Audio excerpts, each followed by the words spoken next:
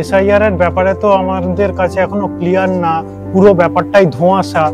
এবং একটা বয়স্ক মানুষ থেকে শুরু করে যাদের বয়স 18 হয়েছে, যারা নতুন সবে ভোট দেবে, তাদের মধ্যেও একটা আতঙ্ক যে বাবা মায়ের লিস্টে আদৌ নাম থাকবে কিনা। বাবা মায়ের লিস্টে যদি নাম না থাকে তাহলে আমরা কোথায় যাব? আমরা কি সবাই ডিটেনশন ক্যাম্পে যাব, না আমাদের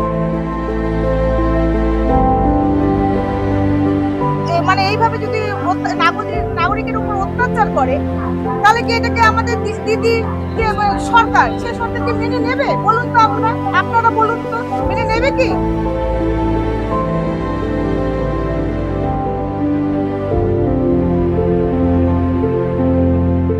এসআরআই যে বিজেপি সরকার চালু করেছে, এ তো সাধারণ মানুষের না খাওয়ার মতো অবস্থা পরিস্থিতি।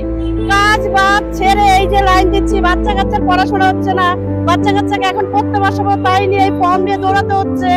আর কি বলবো, এত মানে বাবা মা ডকুমেন্ট সেটাও এখন মানে তুলে ধরতে হচ্ছে, তাও বিশ্বাস করছে না।